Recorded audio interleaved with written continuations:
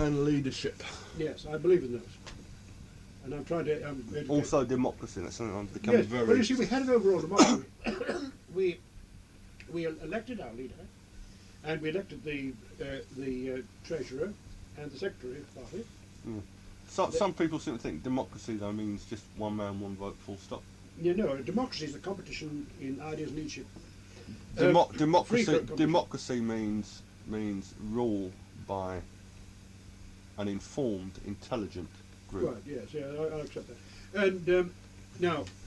And accountability, that is the most important thing. Your leaders must be accountable. That is why we have no democracy. In this country, we have a system where every 5 years we can vote for a government which will break all its election promises after the election. What we need is accountability. You haven't read, I don't know if you read Sonia Sen's brilliant book, The Three Principles of the People. He defines democracy as 4 things: the right of election, the right of recall, the right of referendum, and the right of, he doesn't call it suggestion, I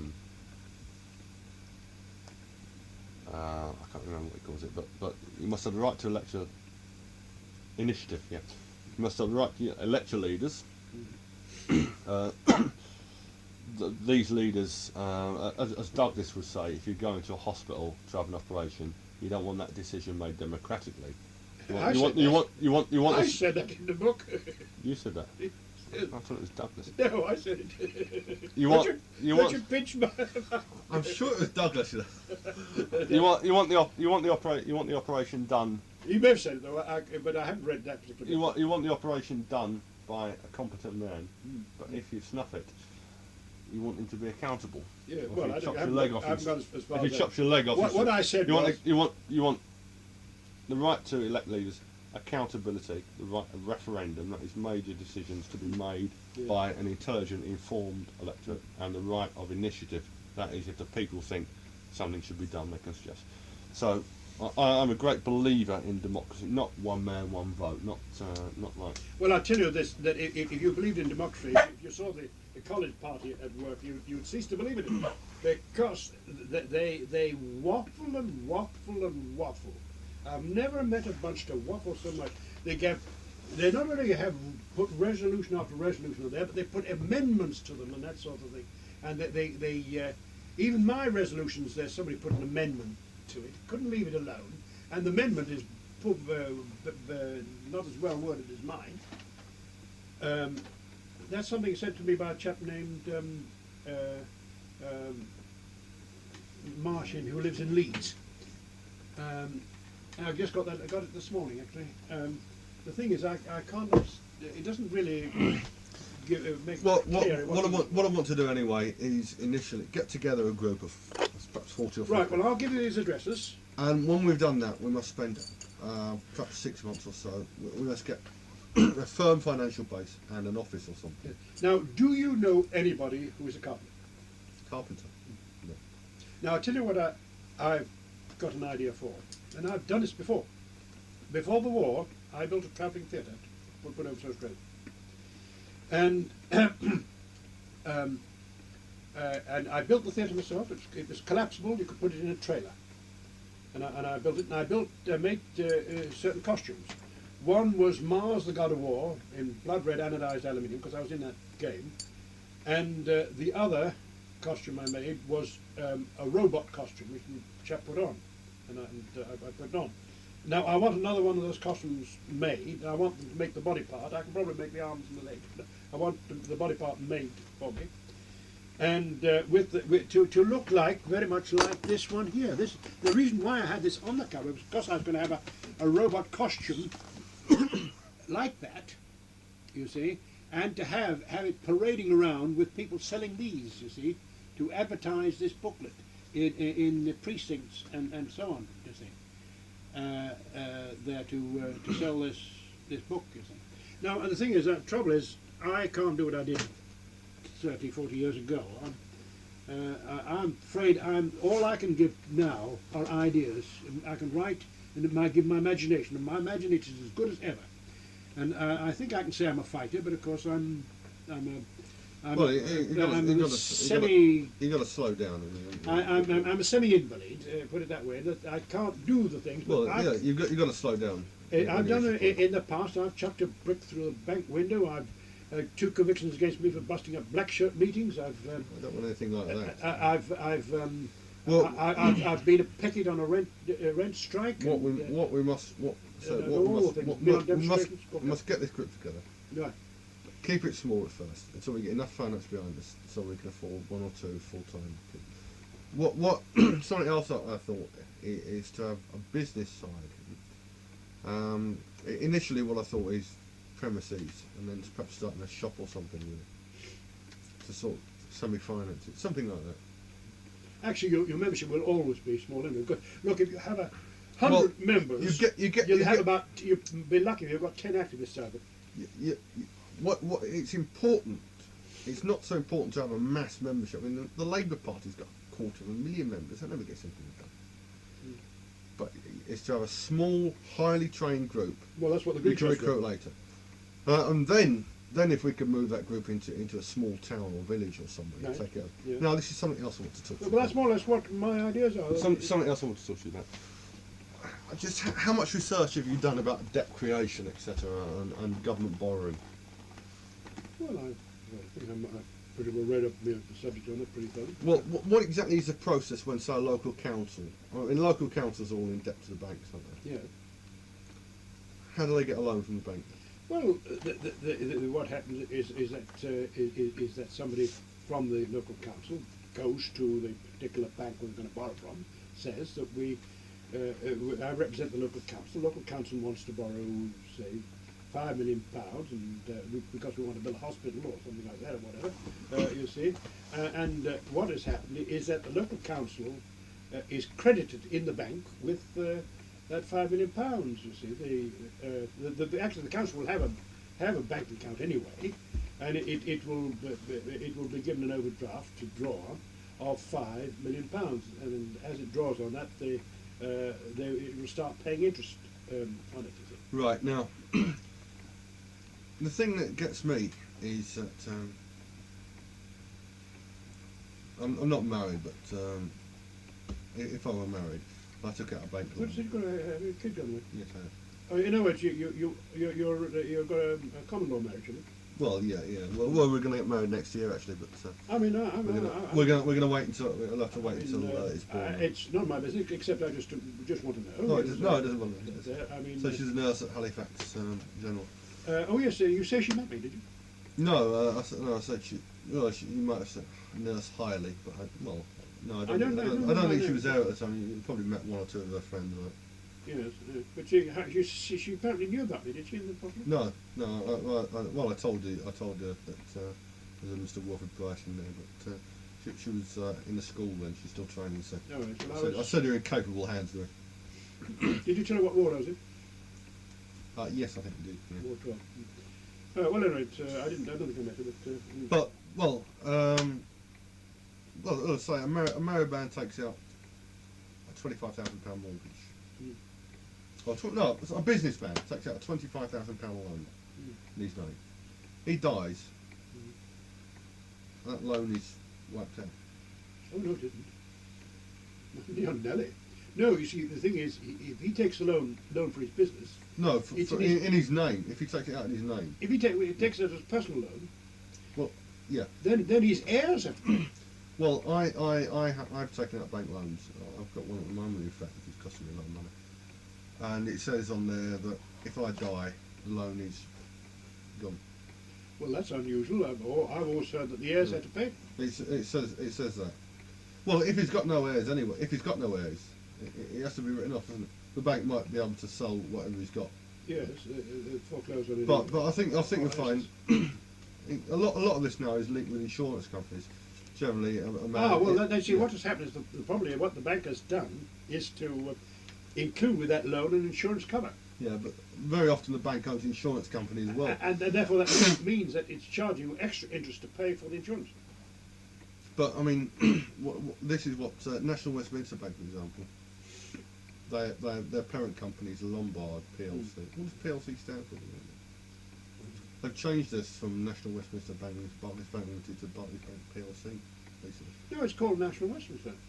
Yeah, I know, but I mean, They've built that new. I used to have a checkbook, and on it said that 50-story. National Westminster Bank Limited, but now it's National Westminster Bank PLC. All companies, all banks, and that. Oh yes, they're putting PLC on it now. Yes, yes, that's right. I've got a statement from the Middlebank PLC, and I wonder what the hell that means. I'll ask for a bank manager, but I must have something that's new. It's fairly new, that is. But if you get a mortgage from the bank, say, it's supposed to build a £20,000 mortgage, a man, wife, and 2 kids, say.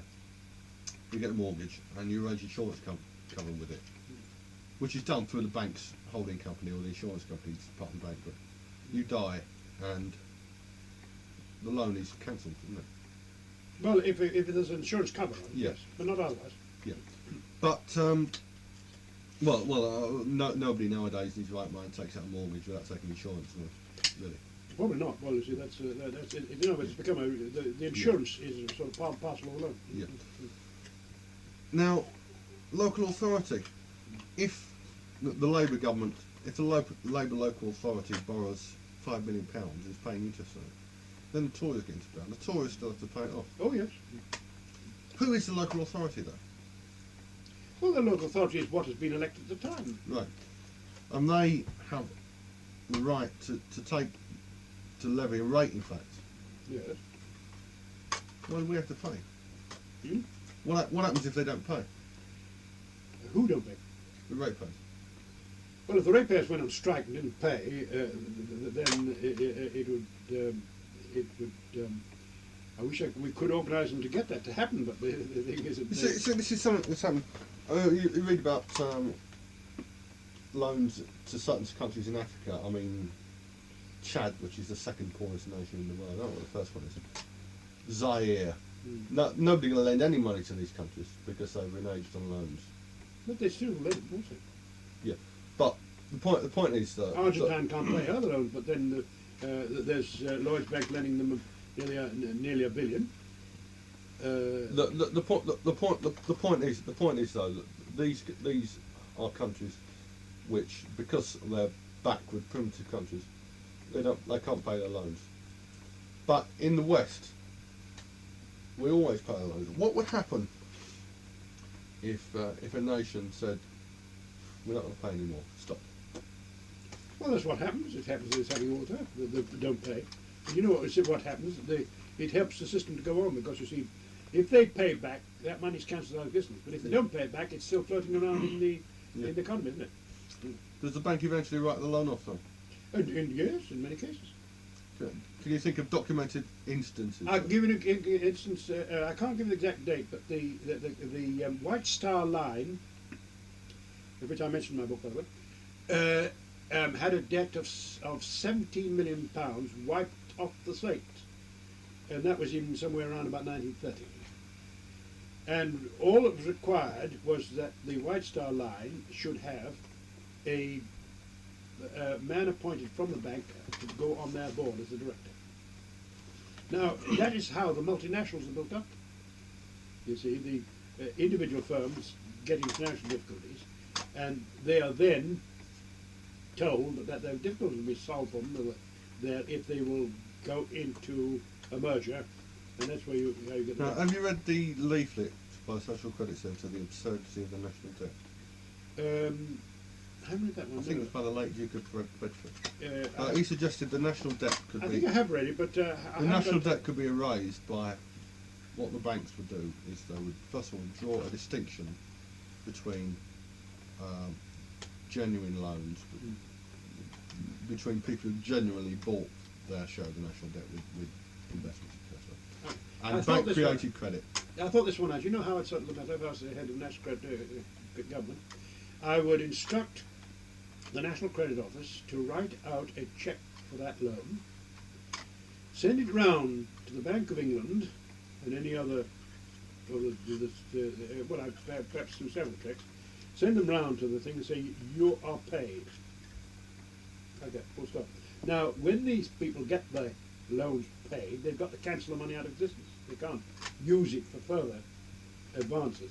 Now, if any private individual gets some of that money, it's all right for him. He can use it as buying power, so he doesn't lose it. You see, now, for instance, the National Front said, and this was silly, they said they'd cancel the national debt. We won't cancel it, we'll pay it off with just simply a credit creation. Well, this is, our national debt is over 120,000 million. 115 billion. More than that now. 115, is it? Well, the last thing it was 113,000 million on the 31st of March 1981. Well, I heard it was 115, but it goes up so rapidly now. Well, I'm not going to argue with it, but it's enormous, isn't it? Yeah. And so what this guy said, was, I think was Richard Bedford, was that the bank should be ordered to sell this to the government, who would repay the banks with freshly created non-debt money, which the banks would be required to cancel out of existence. yes, correct. There would be no more national debt then. No. A similar thing could be done with local authorities. Yes, correct. So there's no need for this debt at all. No. Local authorities are.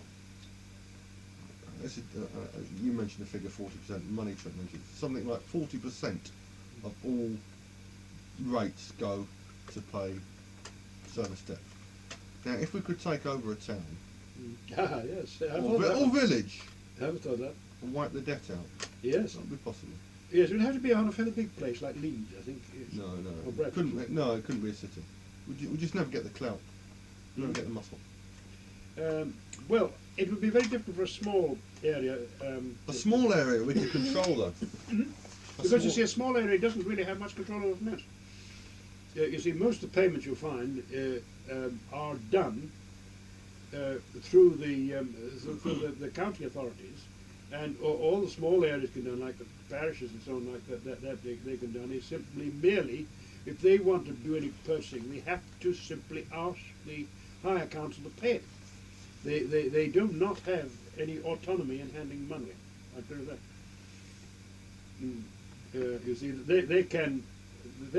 But that is what They we can need. produce we a little need, budget of their own. We need control. We need control. Yes, they need a little budget of their own. But you see, as far as getting any payments is concerned, they've got to go to the higher authority. Now, can we talk a bit about Alberta and Guernsey as well? So I've heard of the Guernsey experiment. I wasn't. It's still going on, is it? Yes. By the way, if you're writing for try and get a copy of the Guernsey experiment. I've seen. I think Social Credit Centre has a copy. Yes. Well, I might be able to get one off Donald actually, Martin. no, it's not very. It's not very I think it's on Bluetooth list actually. I'm not sure.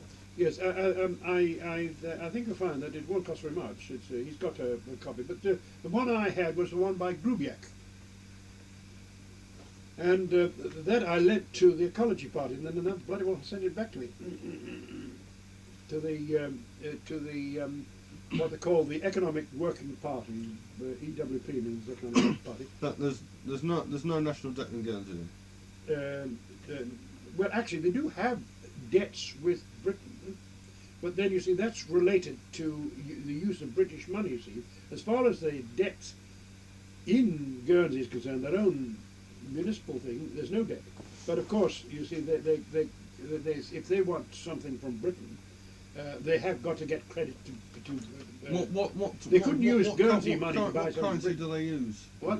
I thought it was pound, shilling, and pence. Well, you see, you'll find if you go there, they will trade with you in ordinary British money. You see, or French money. Oh, but, yes. You see, but this is what they're doing with this local money is purely internally, you see, and the ordinary tourist probably doesn't see anything of it.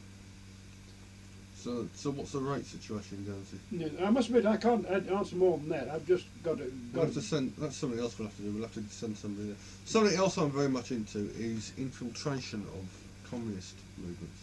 Well, Like to I'm infiltrating the ecology part, aren't I? But the point is, I'm doing it openly. Not well, no, it's not really infiltrating. But if we get a substantial number of socialists and even the militant tendencies plug in this line. You see, I've got 6 supporters, what I call good supporters in the ecology party. There's probably a few more which are a bit indeterminate, but I've got 6 good supporters of which I think of which 2 were already social creditors before they joined the ecology party. That was there's Brian Leslie. Now He is the son of John Leslie, who was an old green shirt and was also secretary for many years of the Esperanto. Oh God, Very good. it's very, very internationalist. Yes, well, the point was that the point was that give Leslie credit. He didn't try to convert the social credit movement to Esperanto. What he did try to do was to convert the Esperanto movement to social credit. You see, so he eventually got the sack, by the way, from the Esperanto Society. So,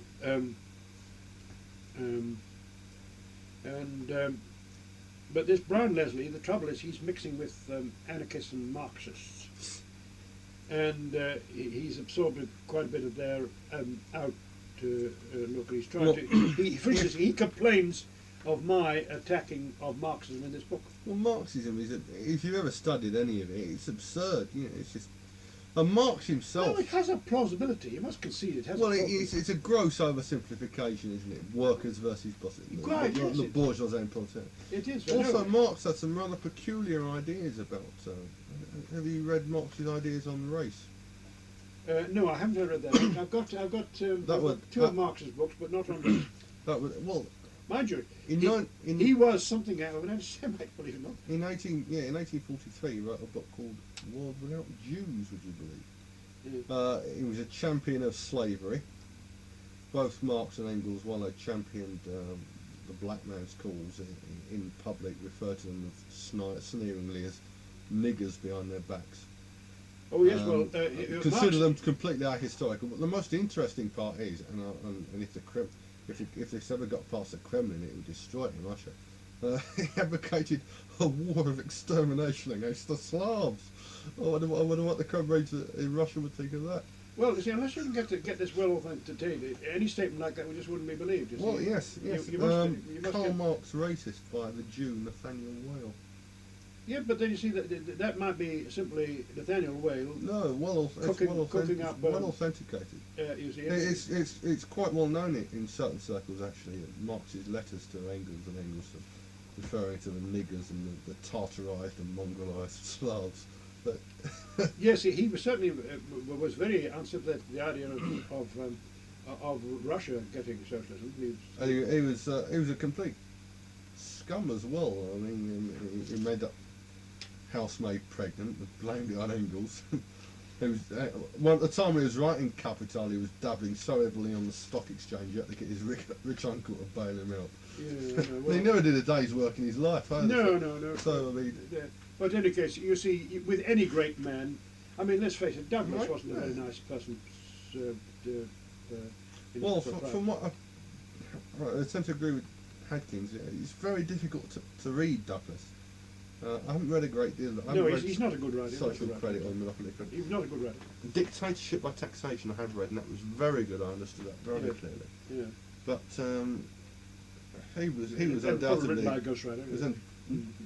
no, I don't think so. He was undoubtedly a great man, but Marx wasn't a great man. He was just a crackpot German emigre who had some rather ludicrous economic theories, which the bankers thought, oh, great, you know.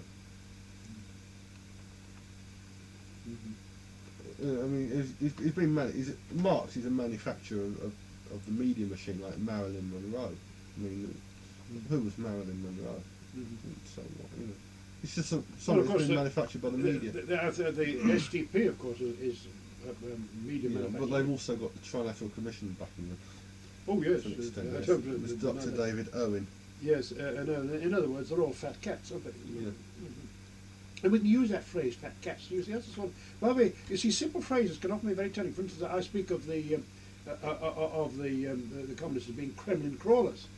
You see, it's a quite a There's a fashion now is to be anti-Stalinist, isn't it? yes, you see, but I call them Kremlin crawlers, you see, and things like that. In fact, I once composed a bit of a song, you know, when you see the local Reds on the streets or in their beds, you'll find them all doing the Kremlin crawl. You see, I got to figure out what else I wrote, but you see, that kind of invective can be quite useful. In other words, in politics, you quite often got to use crude invective, and Have you read how Hitler came to power? Yes. Hmm? I'm a great admirer of Hitler, actually. So. Well, put it this way, I admire him as a technician. He was a brilliant man. I admire him as a technician, but I don't admire his character or his His anti-Semitism. Well, not so much his anti-Semitism, but he's cruel. He wasn't always an anti-Semite. If you read Mein Kampf, he was quite. Initially, he was very favourably disposed towards the Jews. I don't think so. Oh yes. I've read Mein Kampf. I've read that. Well, he said initially that his first impression of them was that they were people who had been persecuted because of their race or religion, and that he found it very distasteful the way people refer to them. But when he moved to Vienna, he says when he moved to Vienna that he as Ursula says, when he came to power, he found that all the banks, all the media, etc., were controlled by Jews who were promoting Marxism, Senating, etc. Yeah. And well, Ursula says that Hitler's fault was blaming all the Jews for this. Mm-hmm. Same as the Jewish involvement in communism, which is. Well, of course, you see, I get people saying that the Jews were backing Hitler. Well, now one Jewish group did. One Jewish group did. Yes. Cohen and Co. They actually gave him finance. Wall Street and the Rise of Hitler. Yes, the Cohen and Co. gave him finance before he got power. There were different people. I mean, Paul Silverberg, who was Germany's richest, most important Jewish industrialist, not financial industrialist. He financed the Nazi Party. He financed the Strasser brothers. His idea was to split Strasser. You see, when the left talk about fascism and when the right talk about communism, when the left talk about fascism, what they really mean is a brutal totalitarian dictatorship. Now, there's evidence that the money power prefers, as Sutton says, they prefer to deal with centralised governments. They will support so-called fascist governments, provided it's the right kind of fascism. Like Argentina, they'll support that. They'll support fascist states, as long as these people go along with it. The people, the financiers who contributed, and certain financiers did contribute to Hitler. They thought when Hitler came to power, it was going to be business as usual, and that it's just a little crackpot with a moustache. He'll persecute a few years, but we don't mind because we live in New York anyway. And we're just manipulating. But when Hitler came to power, one of the first things he did was got the bankers off Germany's backs. The social credit, I mean, it was a bit more. It wasn't a leisure state. I mean, there was nothing leisurely. Nothing leisurely. Religion of work. Well, don't forget though. I mean, the technology wasn't there in those days. Well, Douglas was proclaiming that it was there. Yeah. But I mean, even nowadays, the technology is here now, but it's not in Africa. You could have social credit in Chad, or I've Bangladesh. I've stated in it's a question of human resources. If you have the human resources, real world results. That's but Hitler came to power, and he did a lot of things like that. You know, he was talking about social justice and that, and breaking the banks. And they didn't take him seriously. He came to power. He allowed Krupps and the wealth producers to continue. But he took the parasites off the German people's back, and they didn't like him for that. They thought, well, if this guy's ideas get around, if this catches on, you know, we're going to be out of business. And that is part of the reason for the start of World War II. Well, the thing was, right up until the war nearly started, he was getting help from the Bank of England. You see, in about 1930. I think, or 36 years. He got a loan of 300 million. Lord Rothermere. And who was the banker? One of the years he was actually poetic justice. He was from Lord Stamp. No, the one I'm thinking of, the governor of the Bank of England. Oh, it was Montague Norman. Montague Norman. But he wasn't a lord. He never got a title. Montague Norman. Didn't he have a Jewish brother-in-law or something? No, he wasn't a Jew. No, didn't he have a Jewish brother-in-law or something? He was married. He was intermarried with Jews, I think. I don't think there's any truth in that at all. Hargrave wrote a book called Professor Skinner Ellis Montague Norman, which shows up Montague Norman there, but it doesn't mention about him being in connection with Jews. The thing is, Montague Norman, you must remember that.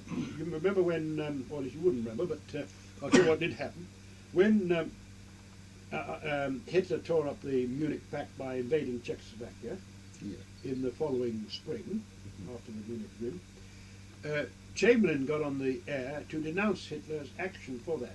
Then a few days later, Montagu Norman calmly proceeds to hand over gold belonging to the Czechoslovakian government to Hitler's puppet government. Well, yeah, but I Well, mean, now that was only 6 months a before. lot of this isn't philo-Nazism anymore. It's just greed. I mean, you see this in Argentina now. I mean, the Anglo-Argentine War's been over, what, 6 months or less than that.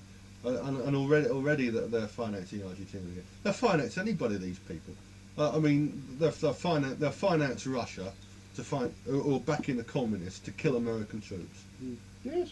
The bankers, many of them are Zionists, face it, are financing Russia or supplying the Arabs who are using arms against Israel.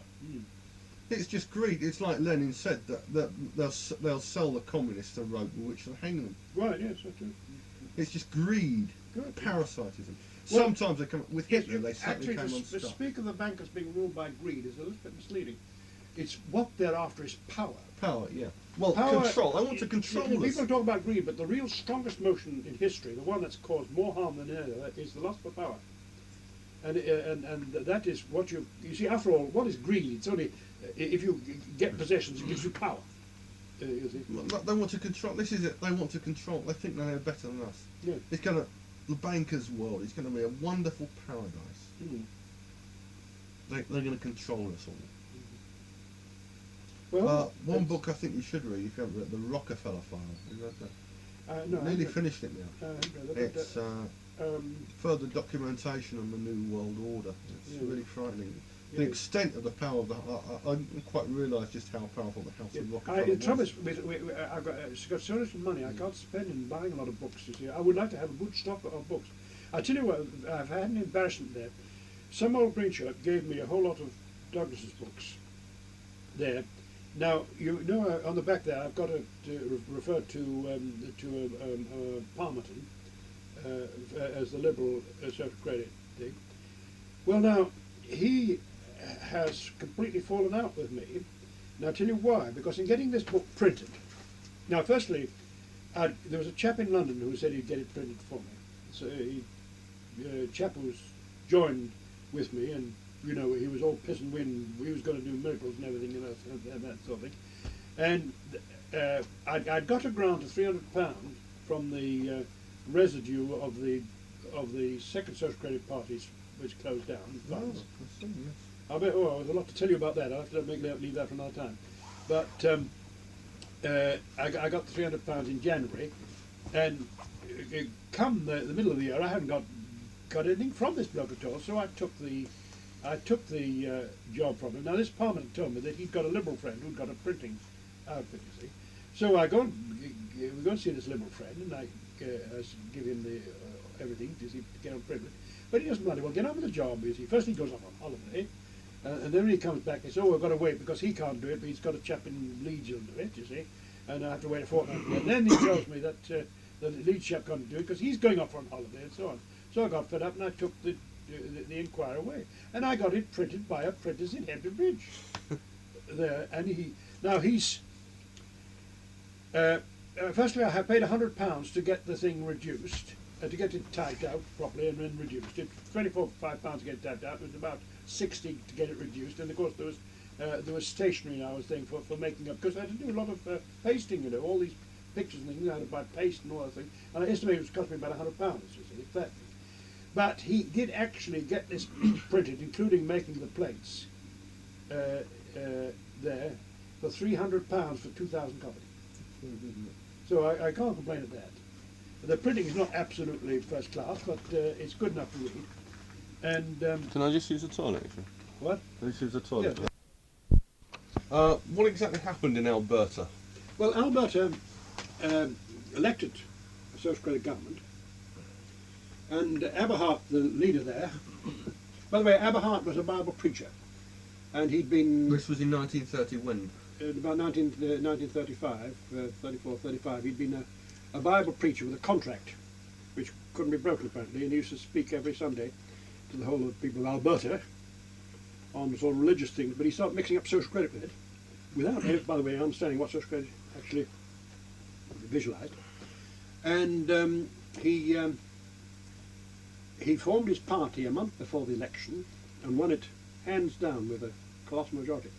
Won about something like about 4/5 of the seats, isn't that? It's about 85-90% majority. And then he did, of course, didn't understand how to start the thing, so he sent a cable to Douglas, said, "Victorious, when could you come?" Well, Douglas didn't bloody well go. You know, he wasn't interested in political parties at all, Douglas. Well, he wasn't so, but then the thing, he should have gone for that anyway when he's asked to help to put in a social credit government. And you've got to bear in mind that he had been advisor to the previous Alberta government. He'd been over in Alberta and had been advisor to the United Farmers government, which was just a conservative thing. And he didn't. Douglas said. No, what Douglas said? Yes, oh yes. And he didn't go. And 15 months drifted, in which time a banker's man went in to give them advice, and it quite clearly that he must have talked Eberhard out of social credit. At any rate, John Hargrave, tired of waiting for Douglas, he himself went off his own bat, and he stirred up things in Alberta. He got the rank and file really keen on social credit and having a social credit thing. Eberhard was trying to stall on it all the time. There is a copy of the Alberta report on that, and I'll get you the details of that. And anyway, Hargrave realised that Eberhard was trying to use him purely for cosmetic purposes, not for any real business. So he dramatically left Alberta, saying that he was fed up with the Eberhard regime, and he interviewed the press, you see, and explained why, and so on. Got tremendous amount of publicity about it,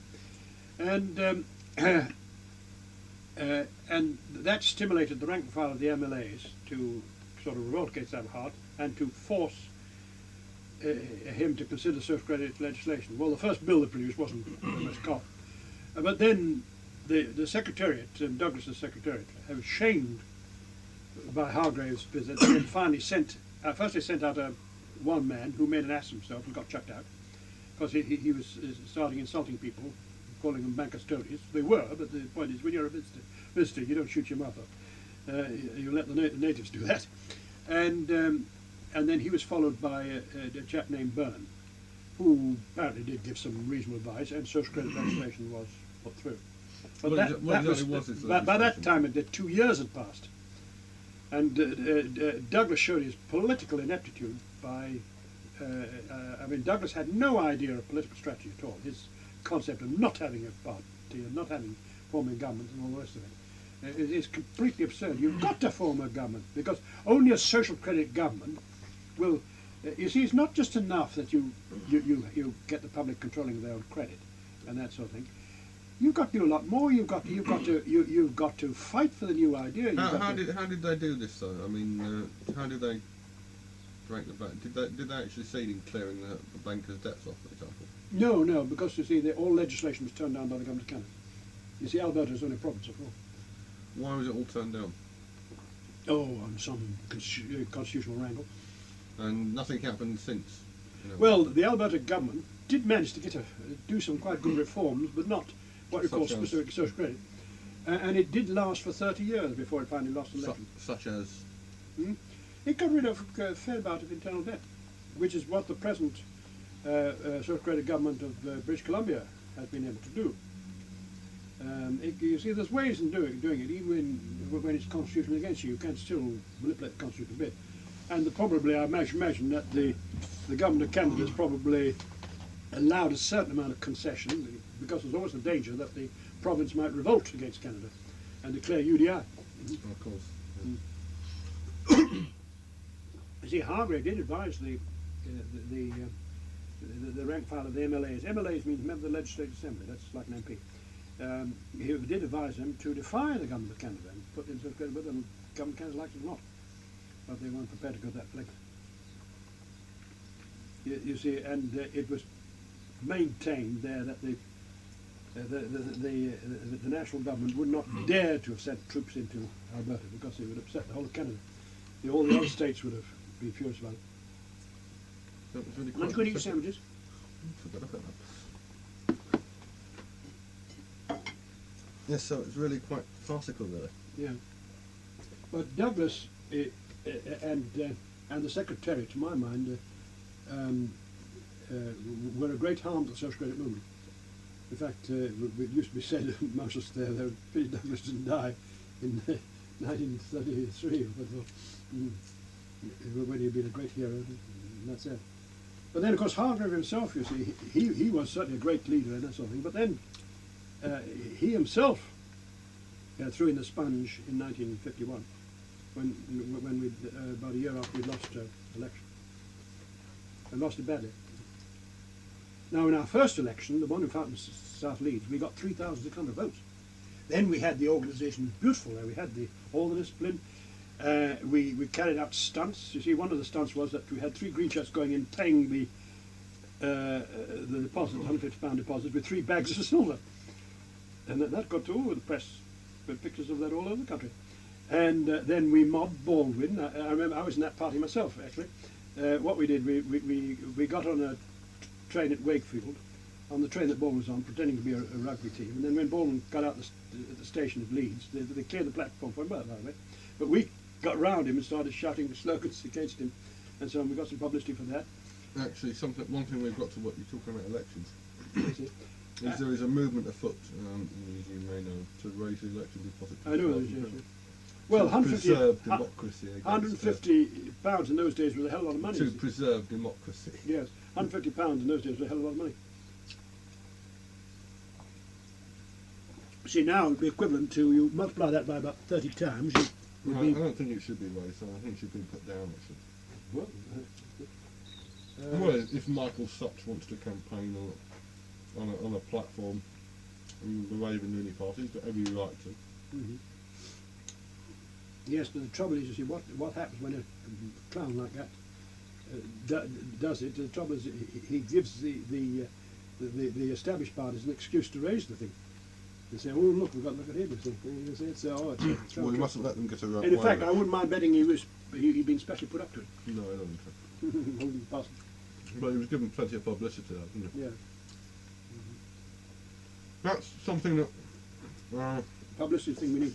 Well, I've managed to get a little bit of publicity. For instance, I got you remember that article I've sent you called about the So correct, man. there. Well, that was published in the Courier, you know, with a photograph of me, you know.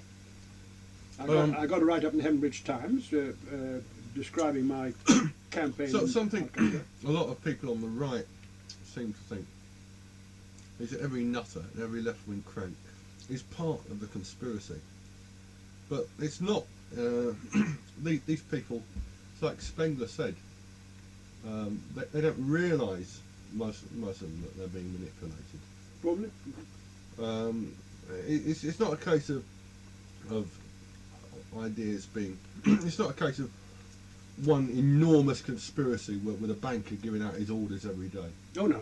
It's just like that. It's just that certain ideas never become respectable. Yes. Or given any hearing without the approval or perhaps the lack of disapproval of a certain interested group. Oh, quite, yes.